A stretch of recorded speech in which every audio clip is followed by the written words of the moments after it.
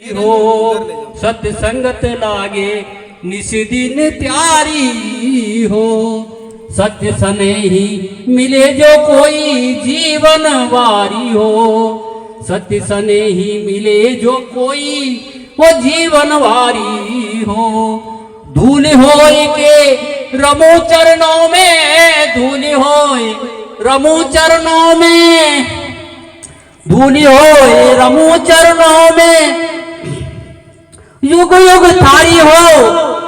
सत्संगत लागे निस दिन प्यारी हो।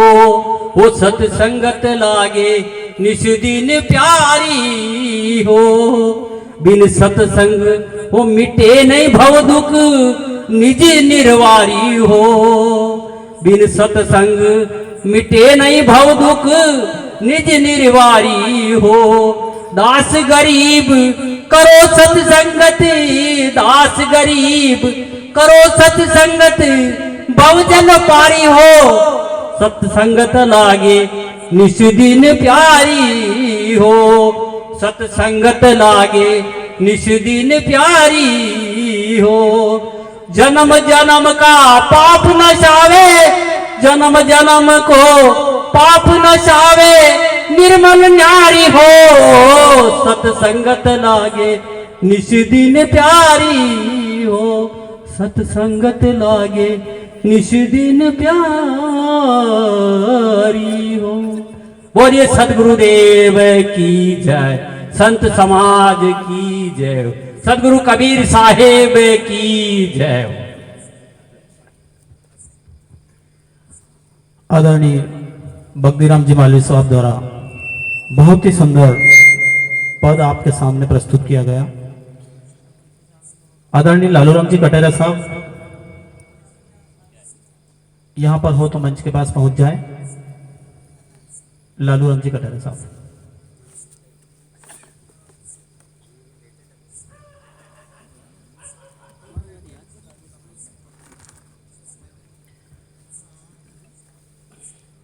चलते हैं सुगत सत्संग की ओर। आज का ये अवसर बड़ा निराला है। आज यहाँ पर नूर बरसने वाला है। एक बार जोरदार तालियां बजा दीजिए क्योंकि सत्संग शुरू होने वाला है। बोलिए सदगुरु कबीर साहेब की जय।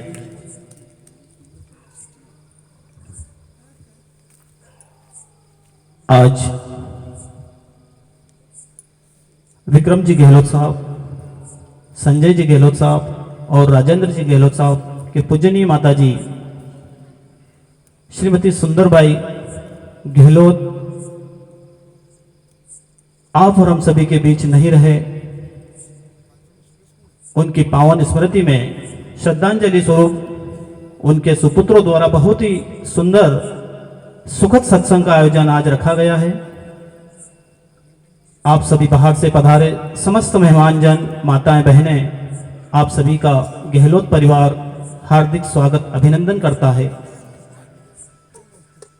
और बाहर जो भी महानुभाव बैठे हैं उनसे निवेदन है कृपया पंडाल में पहुंच जाएं। बहुत ही जल्द सत्संग शुरू होने जा रहा है। हमारे बीच में सदगुरु कबीर आश्रम खरवा कला जिला रतलाम से संत श्री असीम साहब जी मंचासीन हैं। मैं आपसे विनम्र अनुनय करूं कि आप हमें अपने सुखद सत्संग से लाभान्वित करें। बोलिए सदगुरु कबीर साहेब की जय।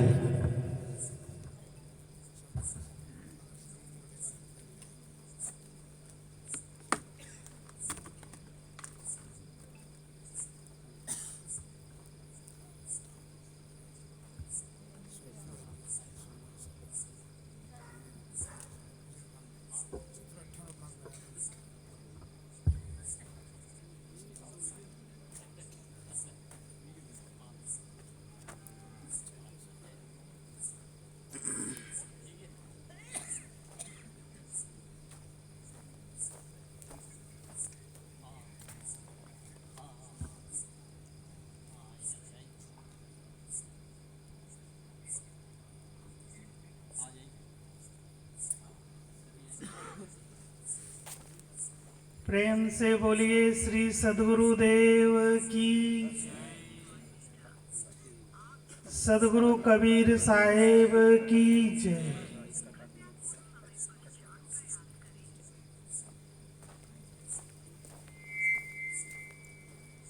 बोलिए सद्गुरुदेव की। भीड़ कम नहीं है पर आवाज में दम नहीं है। आवाज नहीं निकल रही आपकी। थोड़ा दमदार बुलंद आवाज में जयकारा लगाएंगे। बोलो सद्गुरु कबीर साहेब की।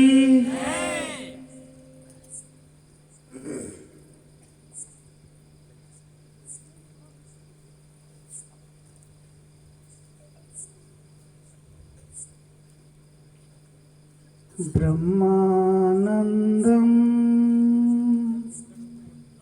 परम सुखदम केवलम ज्ञानमूर्ति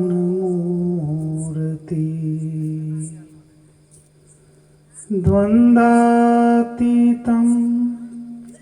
गगन सदृशं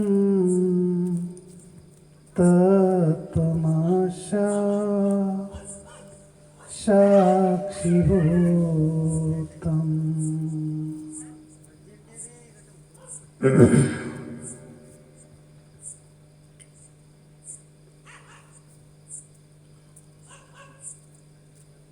मेरे मन मंदिर में विराजमान परम पूज्य गुरुदेव जी व्यासपीठ पर विराजमान परम श्रद्धेय संत श्री ईश्वर साहिब जी के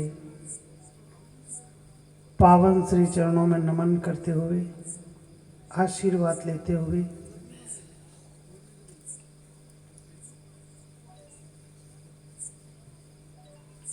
आज और हम सब पूजनीय माता जी सुंदरबाई गहलोत की श्रद्धांजलि पुण्य स्मृति में सत्संग भजन का लाभ ले रहे हैं।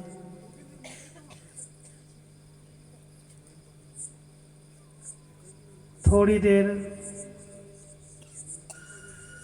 मुझे भी मंच संचालक का आदेश मिला है, थोड़ी देर सत्संग।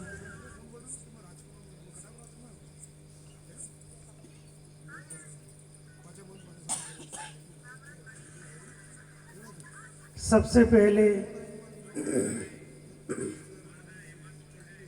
आइए आप और हम सब एक भजन का गान करते हैं।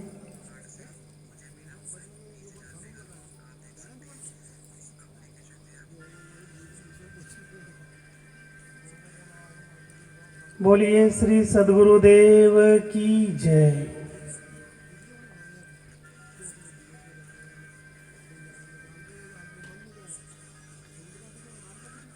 जिस दिन गुरु जी तेरा दर्शन होगा उस दिन सफल मेरा जीवन होगा।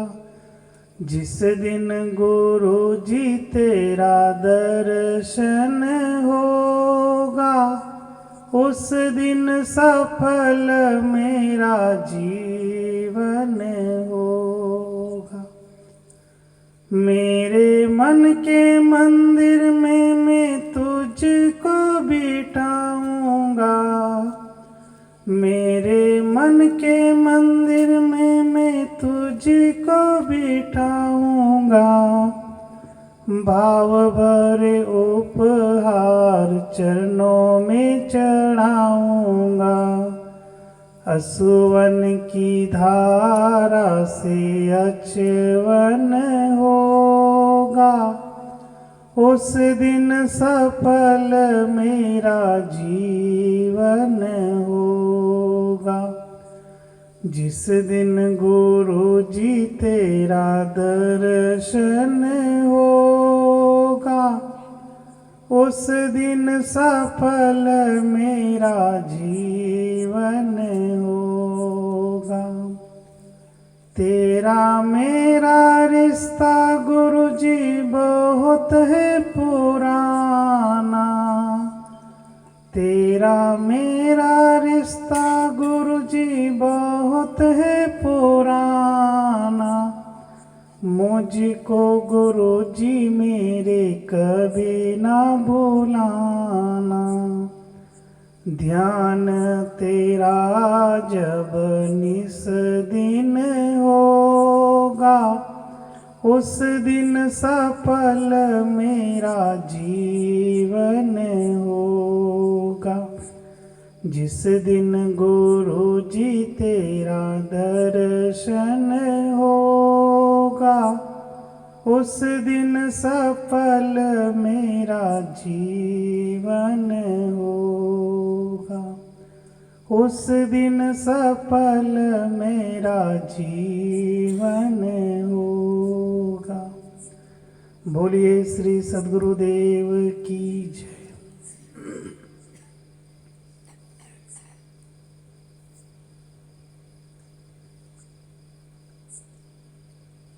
इस संसार में अनेक महान पुरुष हुए हैं,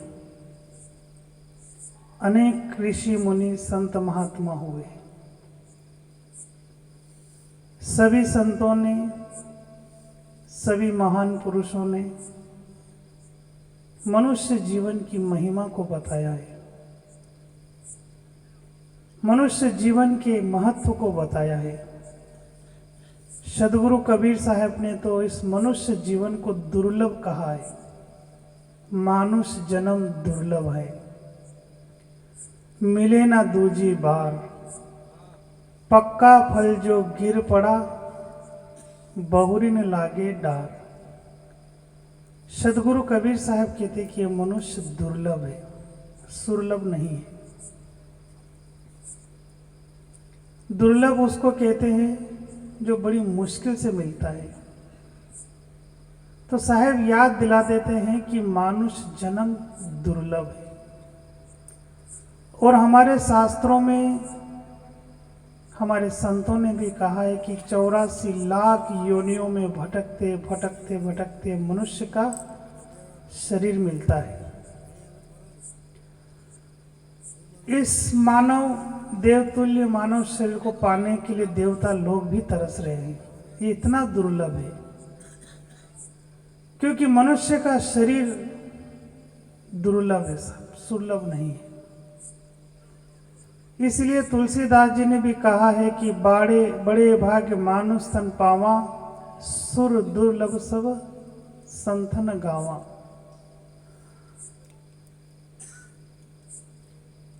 तुलसीदास जी भी इस मनुष्य जीवन की महिमा को बता रहे हैं कि देवता लोग भी तरस रहे हैं। आखिर कुछ तो विशेषता है इस मनुष्य जीवन में, इसलिए देवता लोग भी तरस रहे हैं। बड़े भाग्य मानुष तन पावा। पर आज का आदमी क्या करता है कि बड़े भाग्य मानुष तन पावा और बोतल पी के जन्म गमावा। बड़े भाग्य मानुष तन पावा, बीड़ी पी करके जन्म गमावा। आदमी बेहोश की जिंदगी जीता है, उसको होश ही नहीं है। क्या खाना चाहिए क्या नहीं खाना चाहिए इसको बिल्कुल भी खबर नहीं है। तंबाकू भी खाता है, बीड़ी पीता है, दारू भी पी लेता है, गांजा भांग धतूरा भी खा पी लेता है। आज भी पशु पक्षियों ने अपनी मर्यादा को नहीं तोड़ा है, पर इस आदमी ने अपनी मर्यादा को तोड़ दिया है। पशु आज भी अपनी प्रकृति के साथ अपने जीवन को जीते हैं। गाय के सामने गाय घास खाती है, शेर मांस खाता है। गाय के सामने मांस का टुकड़ा डाल दो, कभी नहीं खाएगी। और शेर के सामने घास का टुकड़ा डाल दो, शेर नहीं खाएगा। यानी कि गाय घास खाएगी और शेर मांस खाता है, यानी अपनी प्रकृति में अपने जीवन को जीते हैं। पर इस मनुष्य की कोई खबर नहीं कि आदमी कब क्या खा जाए। आदमी मांस को पकाकर खा जाता है और घास के पकोड़े बनाकर खा जाता है, इसका कोई ठिकाना नहीं। इसलिए आदमी का खान पान आज पूरी तरह से बिगड़ चुका है। इसलिए सदगुरु कबीर साहब कहते हैं कि जीव मत मारो बापरा, सबका एक ही प्राण, हत्या कबू न छूटिए, सुन लो कोटि पुराण। आदमी जब मांस खाता है तो कोई मांस पेड़ के नहीं लगता है, नहीं खेत में वो उपजता है। मांस प्राप्त करने के लिए किसी जीव की हत्या करना पड़ता है, और जब जीव की हत्या हो जाती है तो वो मुर्दा हो जाता है, और मुर्दा होने के बाद उस मुर्दे के मांस को अपन खा लेते हैं। तो यानी कि अपनी इस आदमी ने अपने पेट को कब्रिस्तान बना दिया है। और कब्रिस्तान में कौन रहता है? भूत रहते हैं। जब आदमी अपने पेट को कब्रिस्तान बना देता है तो जब आदमी आदमी की भाषा नहीं बोलता है, फिर भूत प्रेत की भाषा ही बोलता है। आदमी जब रोड पे चलता है दारू पीकर तो लगता है कि सबसे बड़ा भूत आदमी यही है। तो साहब याद दिलाते हैं कि मानुष्य जन्म दुर्लभ है, मिले ना दूजी बार, ये दोबारा मिलने वाला नहीं है। पक्का फल जो गिर पड़ा, साहब कहते हैं कि एक पत्ता टूटा डाल से ले गई पवन उड़ाए, अब के बिछड़े बहुरी मिलो कब आए। ऐसे साहब कहते हैं कि पक्का फल जो गिर जाता है वो दोबारा नहीं लगता है। ऐसे ही जो पेड़ से एक बार पत्ता टूट जाता है दोबारा उस पेड़ से नहीं मिलता है, नहीं वहाँ पर लगता है। ऐसे ही मनुष्य जीवन एक बार अगर छूट गया तो दोबारा मिलने वाला नहीं है। इसलिए जीवन के रहते रहते संतों की सेवा करना, सत्संग करना, संतों के पास बैठना और जीवन के लक्ष्य को समझना। आदमी का जीवन का लक्ष्य का उसको पता ही नहीं। आदमी खाने पीने में ही अपने जीवन को व्यर्थ में बर्बाद कर देता है। संत गुरुजन उनको जगाते हैं कि मानव जीवन का लक्ष्य क्या है। आदमी भटक जाता है अपने लक्ष्य से और उसको भटका दिया जाता है। आदमी पूरी जिंदगी भ्रम में जिंदगी को जीता है। कभी आदमी ज्योतिषों के चक्कर में पड़ जाता है, अपना भविष्य दूसरे के द्वारा जानने की कोशिश करता है, प्रयास करता है। कभी कभी भूत प्रेत के चक्कर में पड़ जाता है, कभी कभी अंधविश्वास में पड़ जाता है। तो साहिब उसकी भ्रम की टाटी को तोड़ते हैं और उसको सही ज्ञान देते हैं। तो साहिब कहते हैं कि मानुष जन्म दुर्लभ है, ये मनुष्य का शरीर दुर्लभ है। तो यहाँ पर आकर के भजन सत्संग सेवा करे और स्वाध्याय करे। और चलते चलते मैं आपको एक भजन और सुना देता हूँ। बोलिए सद्गुरुदेव की जय। जय बे गुरु की नगरिया, दुनिया से नाता तोड़ के। जय बे गुरु की नगरिया, दुनिया से नाता तोड़ के। इस दुनिया से सबको भैया पड़ेगा एक दिन जाना। इस दुनिया से सबको भैया पड़ेगा एक दिन जाना। कोड़ी कोड़ी जमा किया है जोड़ के माल खजाना। यहाँ कोई ना रहेगा, मात पिता से नाता जोड़ के। यहाँ कोई ना रहेगा, मात पिता से नाता जोड़ के। जय बे गुरु की नगरिया, दुनिया से नाता तोड़ के। पेट पकड़ कर माता रोवे, बाह पकड़ कर भाई। पेट पकड़ कर माता रोवे, बाह पकड़ कर भाई, पैर पकड़ कर छोड़त नाई, रो रो करे लुगाई। पियवा मत जा अकेला, सफेद चदरिया ओढ़ के। पियवा मत जा अकेला, लाल चदरिया ओढ़ के। जैबे गुरु की नगरिया, दुनिया से नाता तोड़ के। चार जने मिल कर के आए, करने लगे तैयारी। चार जने मिल कर के आए, करने लगे तैयारी। कोई हाथ पाँव थाम के करे मुझे सवारी।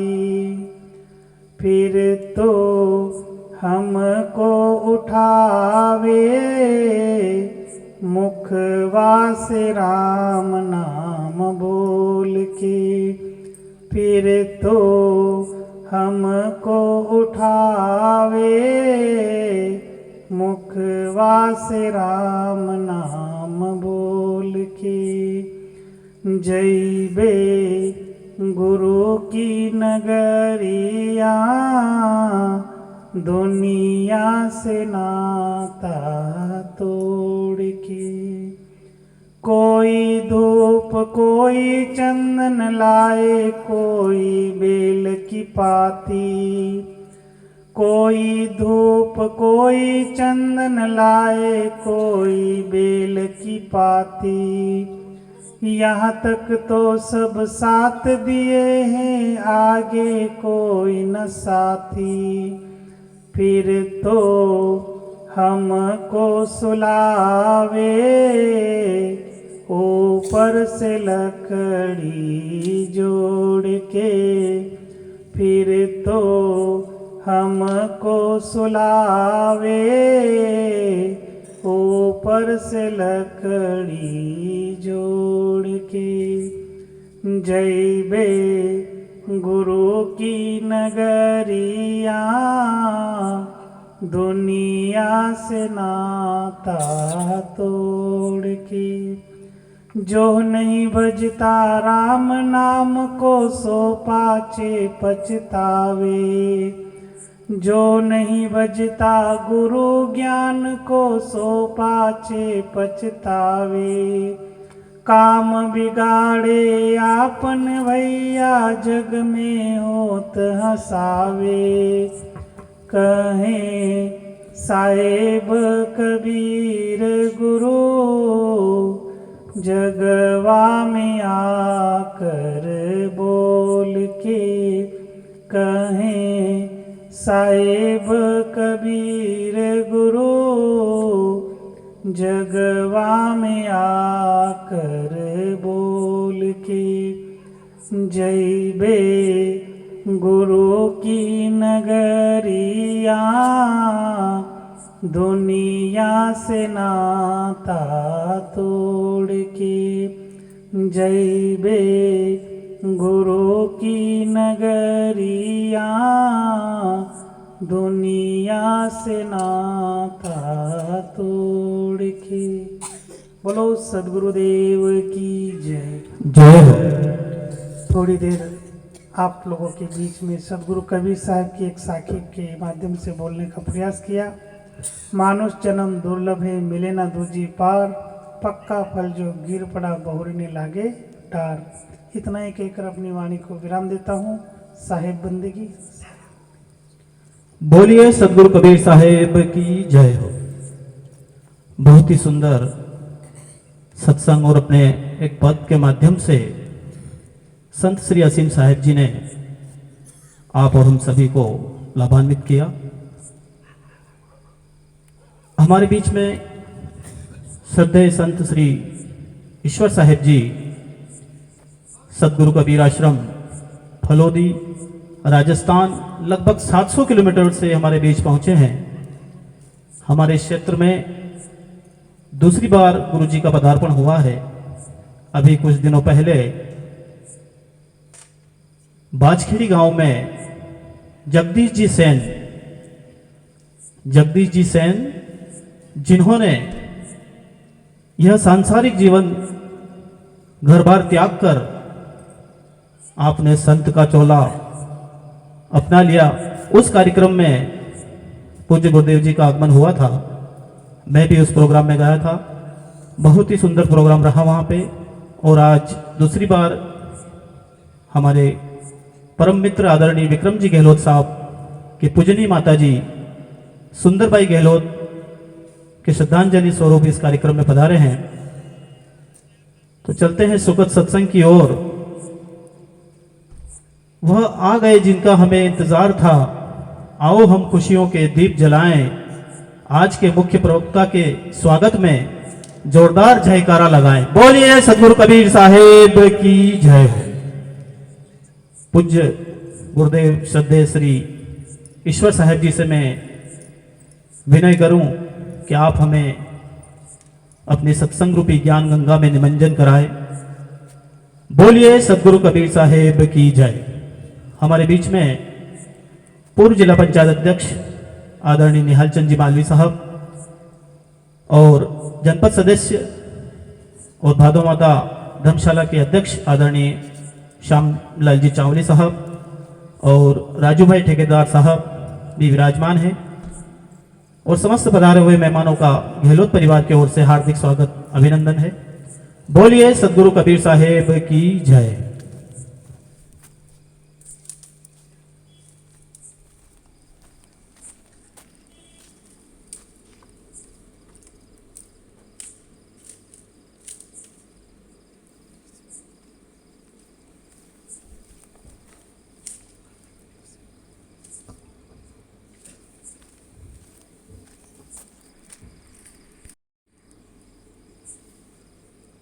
आज का जो कार्यक्रम है,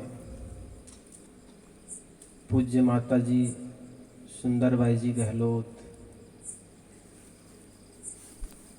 की यादगारी में श्रद्धांजलि शोक सभा, श्रद्धांजलि सभा के रूप में उनके सुपुत्रों के द्वारा रखा गया है। दुनिया में आज तक कोई अमर नहीं हुए हैं।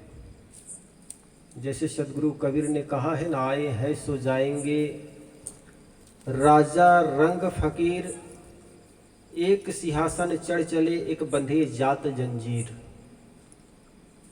माता ने अपने जीवन पूरे जी करके इस दुनिया से गए, लेकिन आप लोगों को जाते जाते भी सुंदर सत्संग का शुभ अवसर दे गए। यूँ तो दुनिया में कोई चीज स्थायी रहने वाली नहीं है। जीवन जोबन राजमद अविचल रहे न जो सोए, जो दिन जाए सत्संग में जीवन का फल सोए। ये अमर फल सत्संग का आप लोगों को जाते जाते भी दे गए। और उनके सुपुत्रों के द्वारा संजय जी गहलोत, राजेंद्र जी गहलोत और विक्रम जी गहलोत के द्वारा ये कार्यक्रम रखा गया है अपनी माँ की यादगारी में। जो भी इस दुनिया से जाते हैं बड़ी सीख दे जाते हैं। जो पत्ते पीले होकर के गिर जाते हैं ना, वो पत्ते भी सीख दे जाते हैं कि हम तो आज जा रहे हैं, कल तुम्हारी बारी है। और निश्चित जाने वाले ये बहुत बड़ी सीख दे जाते हैं। वे तो गए गए, लेकिन हमें भी बड़े सीख दे जाते हैं, कल हमारी भी बारी है। और संत लोग निश्चित दो चीज़ों की याद दिलाती है, एक मौत और दूसरा राम, जिसको हम चेतना कहते हैं, जिसको कोई राम कहते हैं, कोई आत्मा कहते हैं, कोई शोल कहते हैं। चाहे जो भी कहते हो, वो आपके रहने पर अंदर है, उसी के रहने से आप गीत गाते हैं। पक्षी उसी के होने पर चहचहाता है, मोर उसी के होने पर नृत्य करता है, शेर उसी के होने पर दहाड़ता है, गाय उसी के होने पर रंभाती है, आवाज करती है, उसको चेतना कहते हैं। तो हम सबके अंदर में है, और यही कारण है कि दुनिया में जो कुछ इंसान खोज करता है, उस खोज किए हुई चीज को बड़ा मान लेता है, लेकिन अपने को छोटा मान लेता है। हकीकत में आदमी दुनिया में जितने भी भगवान की खोज मनुष्यों ने किया है, और यही कारण है कि हर चौराहे पर भगवान को बना करके इंसानों ने रख दिया। यूँ तो कहा जाता है कि इंसानों को भगवान ने बनाया है, लेकिन दुनिया के सारे भगवानों को बना करके चौराहे पर रखने वाला ये इंसान है। सब सिद्धांत क्या कौन जग में, आदम मानव तुम ही तो हो, ईश्वर खुदा जगत के कर्ता, कल्पना किया सो तुम ही तो हो। सारे सिद्धांत मत पंथ के रचना किसने किया? इंसान ने किया। लेकिन सदियों से कहा गया आदमी तो नाचीज है, कठपुतली है, सूत्रधार तो कहीं ऊपर बैठा हुआ है, और ऊपर को देखते देखते आदमी के मस्तिष्क का ऊपर ही उड़ गया। कहा जाता है एक घर में एक बुढ़िया माँ सो रही थी, दो लड़के उस घर में कुछ अन्न जल के तलाश में घुस गए। यद्यपि वो लड़का जीवन में कभी चोरी नहीं किए थे, लेकिन आदमी की भूख आदमी को क्या नहीं करा देती। वो दोनों लड़के कुछ अन्न जल के तलाश में उस माता के घर में प्रवेश कर गए। बुढ़िया माँ आंगन में सो रही थी। लड़के लोग खोजते खोजते एक लड़के को चावल मिल गया। चावल मिल गया तो बड़ा प्रसन्न हुआ, यार 2 दिनों के भूखे हैं हम, और आज हमें चावल मिल गया। दूसरा लड़का को खोजते खोजते दूध मिल गया। दोनों लड़के प्रसन्न हुए, यार हम 2 दिन से भूखे हैं, लगता है आज हमें खाने को कुछ मिल जाएगा। उन्होंने चावल और दूध लेकर के बटलोही में डाले और पका करके खीर बना लिए। खीर बनकर के तैयार हो गई। वहीं पर आंगन में बुढ़िया सोई हुई थी। लड़के लोगों ने सोचा यार ये गरम गरम खीर कुछ ठंडा ले तो बात ठीक हो जाएगी, खाने लायक हो जाएगी। तो एक लड़का ने चम्मच से निकाल करके खीर थाली में डाल रहा था ठंडाने के लिए। वो बुढ़िया माँ वही आंगन में सोई हुई थी। उन्होंने करवट बदली। करवट बदली तो एक हाथ लड़कों की तरफ आ गया, ऐसे अंजलि, एक हाथ लड़कों की तरफ आ गया। तो एक लड़का ने कहा यार लगता है ये माताजी खीर मांग रही थी, आखिर सो रही थी नींद में, वो बेचारी करवट बदली तो एक हाथ लड़कों की तरफ आ गया। तो एक लड़का ने कहा यार देखो कल हम 2 रोटी मांगने के लिए आए थे, ये बुढ़िया इंकार कर दी, रोटी भी नहीं दे पाई, और जब खीर बनाकर तैयार कर दिए तो सोई सोई खीर मांग रही। तो लड़कों ने कहा इतने मेहनत के बाद चावल और दूध मिला है, नहीं देंगे। उतने में बुढ़िया माता दूसरी करवट बदलती। दूसरी करवट बदली तो दोनों हाथ ऐसे अंजलि जैसे उनके हाथ लड़कों की तरफ आ गया। एक लड़का ने कहा यार ये बुढ़िया जब तक खा लेगी नहीं ना, तब तक ऐसा लगता है खाने देगी नहीं, तो चलो दे ही देते हैं। तो गरम गरम खीर चम्मच से निकाल करके बुढ़िया की हथेली में डाल दी, तो गरम से एकदम झल्ला गई डोकरी। तो वो बुढ़िया तो झिल्ला गई, झल्ला करके कहने लगी बचाओ बचाओ। लड़का आखिर चोरी करने के लिए आया हुआ था। एक लड़का तो डर के मारे बुढ़िया के खाट के नीचे घुस गया, और एक लड़का छज्जा पर चढ़ गया। आखिर दोनों चोरी करने के लिए आए हुए थे। बुढ़िया की आवाज सुन करके आसपास के लोग जग गए। एक आदमी आया, कहने लगी माताजी इतनी रात में क्यों शोर मचाई हो, क्या बात है? बुढ़िया माँ कहने लगी भैया किसी ने गरम गरम खीर हथेली में डाल दी, अब तो ऊपर वाले जाने। ऊपर वाले लड़का को संदेह हो गया, यार ये लगता है ये बुढ़िया माता मुझे देख ली है, और ये कह रही ऊपर वाले जाने। उतने में दूसरा लड़का कोई आ गया और पूछने के लिए माता जी इतनी रात क्यों शोर मचा रहे हो, क्या बात है? माता जी फिर कहती है कि बेटा क्या बताऊं, किसी ने गरम गरम खीर मेरी हथेली में डाल दी, ऊपर वाले जाने। ऊपर वाले भी एक तकिया कलाम बन गए। आदमी को पूछो, कहो भाई सत्संग में नहीं आया, कहते साहब ऊपर वाले की कृपा नहीं हुई। ऐसे ही बुढ़िया की आदत, ऊपर वाले लड़के को पता लगा कि यार ये बुढ़िया मुझे देख लिया और बार बार मुझे इशारा कर रही है, अभी जान जाएगा, उतार करके मुझे कूटेगा पीटेगा। और नीचे लड़का जो खाट के नीचे घुसा है उसको कोई कह नहीं रहा है, उसको नहीं जान रहे हैं। उतने में तीसरा आदमी आया, ये माता जी इतनी रात में क्यों चिल्ला रहे हो, क्या बात? वो बुढ़िया माता कहने लगी, बेटा किसी ने गरम गरम खीर हथेली में डाल दी, ऊपर वाले जाने। ऊपर वाले लड़का से रहा नहीं गया, वो कहने लगा, माता जी ऊपर वाले क्या कह रहे हो, क्या तुम्हारे नीचे खाट के नीचे घुसा वो ना जाने क्या? ठीक ऐसे ही हम लोग किसी कर्ता को मान करके किसी भगवान ऊपर वाले को दोष देते चले जाते हैं। हकीकत तो किसी शायर ने कहा, फैल बद तो स्वयं करे, लानत करे शैतान को। साहब कहते हैं अपना स्वयं करता है और दोष लगाता है ईश्वर को, शैतान को। हमारे सदगुरु श्री पूरन साहब जी हुए हैं, वे सुंदर एक पंक्ति कहा करते थे कि जितने अगर आपके कर्म खराब हैं तो 1000 ईश्वर मिल करके भी आपको सुख नहीं दे सकता, और अगर कर्म आपके अच्छे हैं तो 1000 शैतान मिल करके भी आपको दुख नहीं दे सकता। इसलिए किसी शायर ने सुंदर कहा, कर्म तुम्हारे अच्छे हैं तो किस्मत तुम्हारी दासी है, धर्म तुम्हारे अच्छे हैं तो मथुरा घर में मथुरा काशी है। कर्म धर्म दोनों खराब तो जीवन बना अविनाशी है, कर्म धर्म दोनों खराब तो गले में यम की फांसी। जिंदगी में अगर सुख चाहते हो तो अच्छे कर्म करो, और जिसके कर्म अच्छे हैं उसका जीवन सुंदर हो जाता है।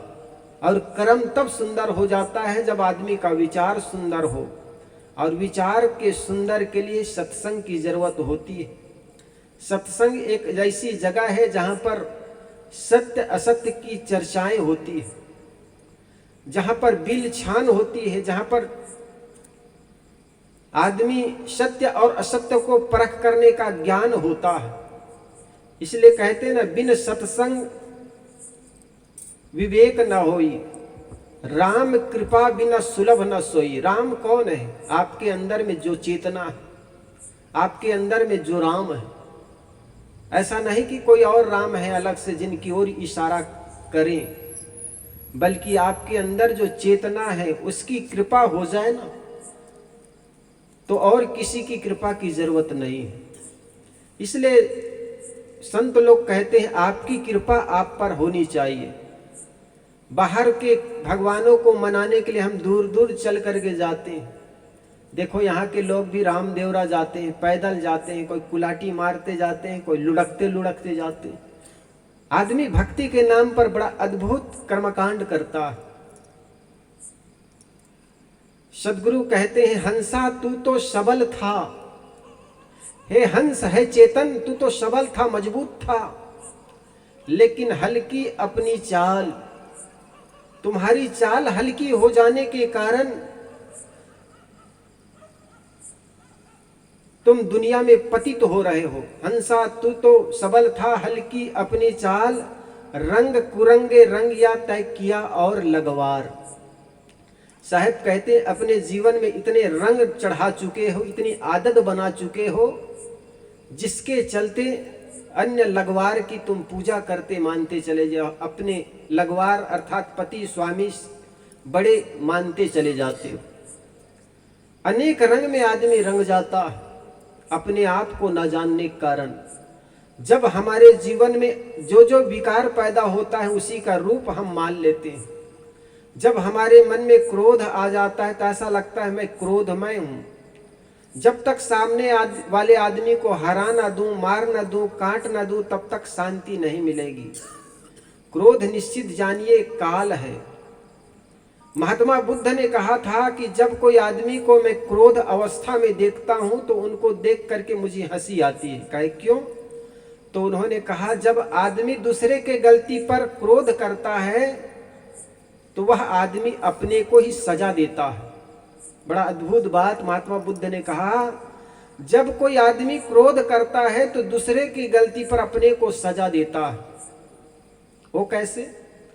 किसी ने गलती की तो जिस क्षण आप क्रोध होते हैं ना तो आपके शरीर विषाक्त हो जाता।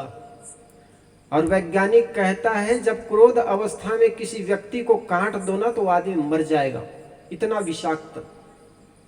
और यही कारण है कि आपके शरीर से अनेक प्रकार के रस छूटना शुरू हो जाता। आपके शरीर में अनेक प्रकार के केमिकल है और वो केमिकल आपके मन दशा के अनुसार छूटता है। वैज्ञानिक कहते हैं विष सर्प के जो विष शोधक है, आप कभी असम गए होंगे तो असम में कामाख्या मंदिर है। कामाख्या मंदिर के ठीक 1.5-2 किलोमीटर पर एक विश्व शोध संस्थान केंद्र है। ब्रह्मपुत्र नदी के ऊपर कामाख्या मंदिर है, वहां से 1.5-2 किलोमीटर पर एक विश्व शोध केंद्र है। उस विश्व शोध केंद्र संस्थान के वैज्ञानिक लोग कहते हैं कि हमारी पूरी दुनिया में जितने भी सर्प है उसमें से 3% सर्प ही विष युक्त होते हैं, विषैले होते हैं। बाकी करीब 97% सर्प विषहीन होते हैं। हमने पूछा फिर अधिकतर लोग मर क्यों जाते हैं? तो उन्होंने बताया साहब विष सर्प के काटने से कम लोग मरते हैं, लेकिन सर्प ने काट दिया है ये भय से अधिक लोग मर जाते हैं। जैसे पिछले बार कोरोना आया तो कोरोना से तो बहुत कम लोग मर गए, लेकिन कोरोना के भय से अधिक लोग मर गए, क्योंकि उनके मन में यही छा गया कि आदमी को एकांत में रख दिया जाता है, न तो उसको पानी पूछने वाले उनके बाप बेटे बच्चे होते हैं उनके पास, अपने को एकदम अकेला पाते थे और उस भय से अधिकतर लोग मर जाते थे। तो शोध संस्थान के वैज्ञानिकों ने कहा कि सर्प के काटने से कम लोग मरते हैं, लेकिन सर्प के काटने के भय से, सर्प के भय से अधिक लोग मारे जाते हैं। और इसका प्रयोग कराया गया। एक आदमी को कहा गया, उनको सर्प से कटाया गया। कुछ दिन उनको फांसी की सजा होने वाली थी, उनको सजा हो चुकी थी। तो डॉक्टरों ने कहा कि इस पर हम सरकार से उनको मांग किए कि इस पर हमें प्रयोग करना है। और एक प्रयोग किया गया, उस आदमी को कुर्सी पर बैठाया गया, आंखों में पट्टी बांध दी गई और उनको एक चूहा से कटवाया गया। चूहा से कटवाने के बाद उनके पास जिस सर्प के दांत नहीं होते, दांत को तोड़ करके उनके पास चलाया गया और कहा गया, आंख खोलने के बाद कहा गया कि इस सर्प ने आपको काटा है। उसको चूहे से कटवाया गया, लेकिन बताया गया कि आपको सर्प ने काटा है। 2-4 सेकंड बाद उस आदमी के मुख से झाग निकलना शुरू हो गया कि मुझे सर्प ने काटा है। और इस भय से वो आदमी 8-10 सेकंड में मर गया, तड़प तड़प के मर गया। अब बताओ कोई आदमी चूहे के काटने से मरता है क्या? लेकिन उनके मन में भय बैठा दिया गया कि आपको सर्प ने काटा है, इस भय से वो आदमी मर गया। दूसरा प्रयोग किया गया, उस आदमी को, दूसरे आदमी को आंख को बंद किया गया, बांधा गया और उनको सर्प से कटाया गया। और चूहा, आंख खोलने के बाद उनको चूहा दिखाते हुए कहा कि आपको चूहा ने काटा है। वो आदमी मरा नहीं। क्यों ऐसा हुआ? क्योंकि उसके अंदर में एक भय भर जाने से, ये भय कि मुझे सर्प ने काटा है इसलिए मर गया। और दूसरी बात कहा गया कि चूहे ने काटा है, कटाया गया सर्प से, लेकिन सर्प विषहीन था और बताया गया आपको चूहा ने काटा है, तो आदमी जीवित हो गया। कारण क्या था? क्योंकि उस आदमी को अगर सर्प का भय बता दिया गया, सर्प का भय बताने से वो सर्प के भय के चलते वो आदमी मर गया। और जिस आदमी को सर्प ने काटा और बताया गया था चूहे ने काटा है, वो आदमी जीवित रह गया। कारण क्या था? यद्यपि सर्प ने काटा था, लेकिन विषहीन सर्प ने काटा था, लेकिन उनके अंदर में एक निर्भ्रांत था, भय नहीं था। उनको ऐसा लगा मुझे केवल चूहे ने काटा है। तो अधिकतर लोग भय से मर जाते हैं और ये भय के चलते आदमी न जाने कैसे कैसे कृत्य करता है। नहीं जाना चाहिए ऐसे जगहों पर भी जाता और अपने धन बर्बाद करता है, तन बर्बाद करता है, धर्म बर्बाद करता है। और जिनके अंदर में भय हो जाता है, कई बार होता है ना, किसी को सर्प ने काटता है, बिच्छू के द्वारा डंक मार दिया गया और तथाकथित ओझा बैगा के द्वारा झाड़ा जाता है, कहा जाता है झाड़ने के कारण उतर गया। वो एक साइकोलॉजी प्रभाव होता है।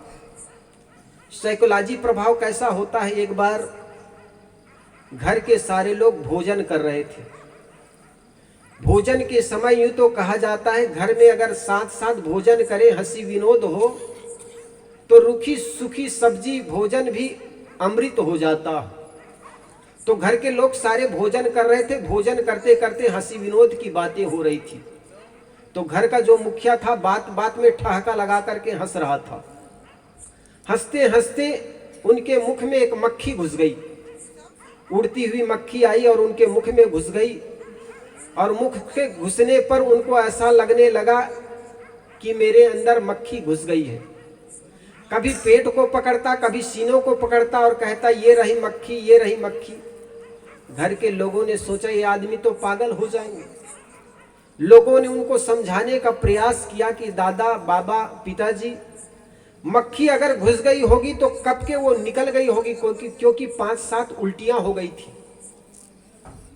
और अगर आपके अंदर चली भी गई होगी तो वो कब के मर गई होगी, क्योंकि आदमी के अंदर जो जठर अग्नि होती बड़ी तेज होती है।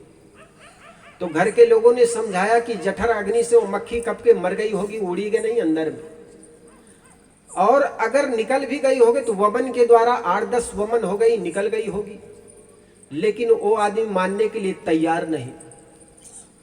उन्होंने कहा मुझे पता चल रहा है मेरे पेट में मक्खी उड़ रही है।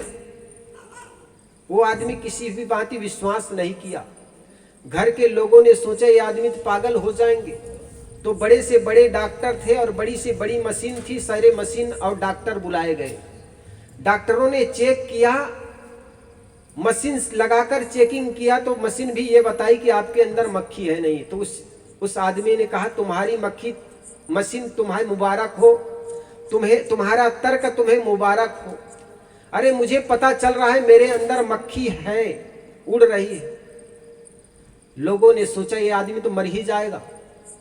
कहा जाता है कोई संत आए और संत ने कहा इस आदमी को किसी मनोचिकित्सक के पास ले जाने की जरूरत है। उनकी पत्नी एक मनोचिकित्सक के पास लेकर के गई और मनोचिकित्सक जो डॉक्टर था उनको जाकर के बताए जी एक बार ऐसा हुआ, एक बार भोजन कर रहा था, करते करते एक मक्खी इनके अंदर घुस गई और तब से इनको वहम है कि मेरे अंदर मक्खी घुस गई है। डॉक्टर ने उनको बाजवट पर सुला दिया। बाजवट पर लेटाने के बाद उन्होंने कहा जी मक्खी तुम्हारे अंदर घुसी है तो मैं पता लगाता हूं। आला निकाल करके एक छोर को कान में लगाया, दूसरी छोर को उनके पेट में ऐसे तैराने लगा। और तैराते तैराते डॉक्टर बड़ा विस्मित होते हुए, आश्चर्यचकित होते हुए कहा यार वे लोग कैसे डॉक्टर थे और उनकी मशीन कैसी थी। अरे मुझे तो आला रखने से पता चल रहा है कि तुम्हारे अंदर मक्खी अभी है। उनकी पत्नी ने सोची है तो बड़ा गजब का डॉक्टर है। और उस आदमी ने, डॉक्टर ने जैसे ही कहा यार तुम्हारे अंदर मक्खी है तो वो तो एकदम से उठ के बैठ गया बाजवट पर। कहे डॉक्टर साहब आप मिल गए तो मेरी जिंदगी बच जाएगी, अन्यथा ये सारे डॉक्टर और घर के सारे लोग तो मुझे मार ही डालना चाहते हैं। उनकी पत्नी सोचती है तो बड़ा गजब का डॉक्टर, मैं तो सोची थी ये इलाज करेंगे लेकिन ऊपर और बीमारी बताए जा रहे हैं। तो डॉक्टर ने कहा तुम चुप रहो और उस आदमी को कहा तुम लेट जाओ, तुम्हारे अंदर मक्खी है, अब निकालने का प्रयास करता हूं। और बाहर आकर के उनकी पत्नी को एक सुंदर सफेद बाटल दिया और बाटल दे करके कहा जाकर के तुम मक्खी पकड़ के ले आओ बड़ी सी कहीं से। उनकी पत्नी कहती करोगे क्या? उन्होंने कहा ये तर्क वितर्क करने के समय नहीं, तो मैं कहता हूं वही करते चले जाओ। उनकी पत्नी बाहर से बड़ी मक्खी पकड़ के बोतल में भर करके चली आई और डॉक्टर को दे दी। डॉक्टर ने उसमें डांट लगाते हुए उस मरीज के पास पहुंचा और डॉक्टर ने उस मरीज को कहा जी देख तुम्हारे अंदर मक्खी है और मैं जो जो पूछूं उसको बताते जाना। उनको कहा अच्छा ये बता मक्खी कहां पर उड़ रही है अभी? उस आदमी ने कहा डॉक्टर साहब मेरे पेट में मक्खी उड़ रही है। उन्होंने कहा तेजी से खांसो ताकि पेट के मक्खी सीने में आ जाए। उस आदमी ने तेजी से खांसा। खांसने के बाद डॉक्टर ने पूछा, जी अब मक्खी छाती में आई? जी डॉक्टर साहब अब छाती में आ गई। डॉक्टर साहब ने कहा फिर तेजी से खांसो ताकि गले में आ जाए। उस आदमी ने फिर तेजी से खांसा। खांसने के बाद डॉक्टर ने कहा अब गले में आई? जी कहे हाँ सर गले में आ गई। डॉक्टर ने कहा अब आंख बंद करो। आंख बंद करो, मैं बोतल टिकाता हूँ। बोतल जिसमें पहले से मक्खी पकड़ के आया हुआ था, उस बोतल को उठाया और उस आदमी को कहा आंख बंद करके तुम तेजी से खांसो ताकि मैं बोतल में भर सकूं। उस आदमी ने आंख बंद करके तेजी से खांसा और डॉक्टर ने जैसे ही बोतल खोल करके उनके मुख में रखे और कहे, उस आदमी ने तेजी से खांसने के बाद डॉक्टर ने बोतल उठाकर कहा ये रही मक्खी, देखो कितनी बड़ी मक्खी। उस आदमी ने आंख खोल करके देखा, बड़ी मक्खी बोतल के अंदर घूम रही थी। उस आदमी ने देख करके आंखें उनकी फटी की फटी रह गई। कहने लगा डॉक्टर साहब आप मिल गए तो मेरी जिंदगी बच गई, अन्यथा घर के सारे लोग और सारे डॉक्टर तो मुझे मार ही डालना चाहते। इतनी बड़ी मक्खी मेरे पेट में थी। उनकी पत्नी ने सोची कि तो बड़ा गजब का डॉक्टर, देखो मक्खी मैं बाहर से पकड़ के लाई और ये कह रहा है कि तुम्हारे अंदर से निकली। डॉक्टर ने उनकी पत्नी को बताया, देख कभी ये मत बताना कि ये मक्खी बाहर से पकड़ के लाई हूं करके, अन्यथा फिर बीमार पड़ जाएगा। ठीक ऐसे ही बीमारी हमारे अंदर में भूत प्रेत की, जादू टोना की, ईश्वर परमात्मा की, जातिवाद की, न जाने कितनी बीमारियां हमारे अंदर में प्रवेश कर गई। इस देश का दुर्भाग्य रहा है, इस देश की वर्ण व्यवस्था, जिसके चलते हम एक आदमी को छोटा मान लिया, दूसरे अपने को बड़ा मान लिया। कैसी व्यवस्था रही, इस व्यवस्था के चलते हजारों वर्षों तक ये भारत देश चला है। जहां के लोग उत्पादन करने वाला समाज को छोटा मान ले और उपभोग करने वाला समाज अपने को बड़ा मान ले, वो समाज कभी उत्थान कर सकता है क्या? जरा सोचो। जो उत्पादन करने वाला है, जो बनाने वाला है, जो निर्माण करने वाला निर्माता है, जिसको अन्नदाता कहते हैं, जो कपड़ा देने वाला दाता था, तेल निकालने वाला समाज था, जो 2 जोड़ी जूते बनाने वाला समाज था, उनको तो कहा गया अछूत। और जिस समाज ने एयर कंडीशनर रूम में बैठ करके सारे संपत्ति का एकाधिकार करने वाला समाज अपने को बड़ा मान लिया। निकम्मे और भीख मांगकर जीने वाला समाज अपने को बड़ा मान लिया और काम करने वाले को कहा गया तुम छोटे हो। तो जरा सोचो उस समाज का कैसे उत्थान हो सकता। सदगुरु कबीर ने कहा, कर बहिया बल आपनी छाड़ बिरानी आस। हमने सदियों से भगवान और भाग्य के भरोसे करते चले गए, लेकिन सदगुरु कबीर कहते हैं अपने बाहों बल पर भरोसा करो। आपके आंगन में नदियां बह रही है, पुरुषार्थ की गंगा बहा सकते हो, लेकिन तुम भाग्य और भगवानवाद के चादर ओढ़ करके सोए चले जा रहे हो।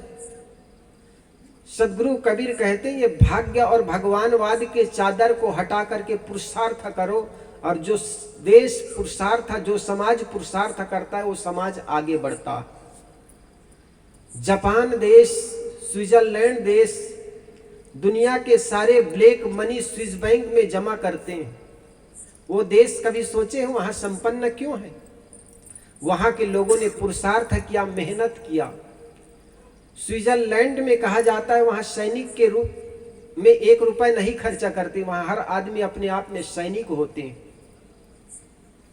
वहां के लोगों ने किसी प्रकार के देवी देवताओं की पूजा नहीं करते।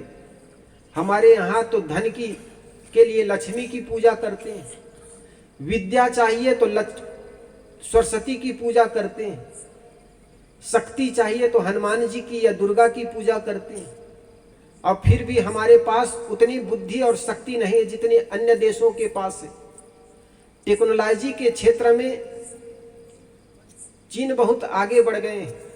छोटी सी छोटी मशीन जो आती है वो चीन से आती है। टेक्नोलॉजी के क्षेत्र में वो आगे बढ़ गए।